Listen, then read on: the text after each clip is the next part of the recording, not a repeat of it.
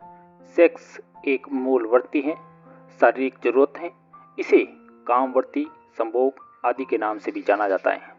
लेकिन ये वृत्ति प्राकृतिक होते हुए भी बदनाम है, सबकी मूल शक्ति होते हुए भी गलत समझी गई धारणा है। सबका जन्म इस वृत्ति के होने से होता है, फिर भी लोग आज तक इसे समझ नहीं पाए हैं। कहा जाता है कि जो इस वृत्ति को समझ गया, काम शक्ति उसके नियंत्रण में हो जाती है। सेक्स एक शारीरिक तृप्ति मात्रा नहीं है, बल्कि ये जीवन के अनेक रहस्यों को समाहित किए हुए हैं। तभी तो सेक्स के प्रति हर व्यक्ति की इतनी आतुरता है। आओ जाने आखिर सेक्स है क्या।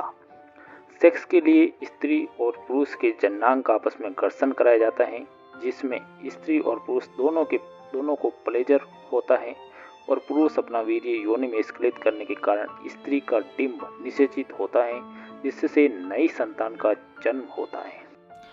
सेक्स को समझने से पहले यह भी जानना जरूरी है कि आखिर मैं कौन हूँ। संभोग के द्वारा अस्तित्व में शुक्राणु और डिंब के मिलने से जीवात्मा की अभिव्यक्ति मात्र हूँ। तब सवाल उठता है कि अस्तित्व क्या है। यह विशाल अस्तित्व ब्रह्मांड की एक सिचुएशन है जिसमें हम सब स्थित हैं।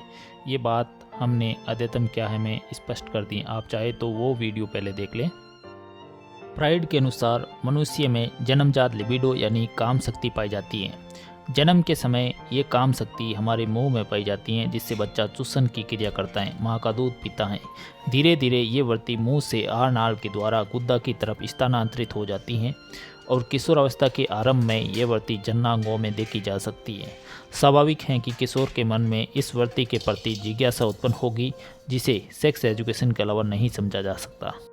हम पहले बात कर चुके हैं कि जननांग हमारी अधिदेह होती हैं, जिसमें आदि भौतिक के सभी जीव जिनसे हमारा ये स्थूल शरीर चार्ल्स डार्विन के अनुसार इवोल्यूशन से विकसित हुआ है कि दैहिकताएँ होती हैं। इसीलिए सेक्स के दौरान इंसान हैवान की तरह नजर आता है। उसमें इन दैहिकताओं के प्रभाव स्पष्ट तौर पर देखे जा सकते हैं। वह खुद भी महसूस करता है कि वह किसी जानवर के शरीर की तरह सेक्स कर रहा है, नहीं तो भला एक मानव शरीर का व्यक्ति क्यों कर काऊ या डॉगी स्टाइल में सेक्स को एंजॉय करेगा।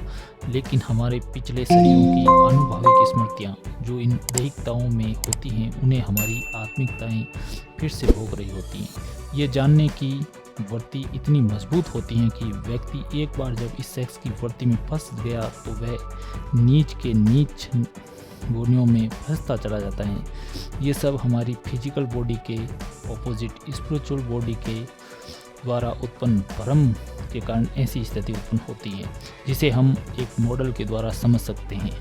उस मॉडल की बात हम अगले वीडियो में करेंगे। तब तक के लिए धन्यवाद।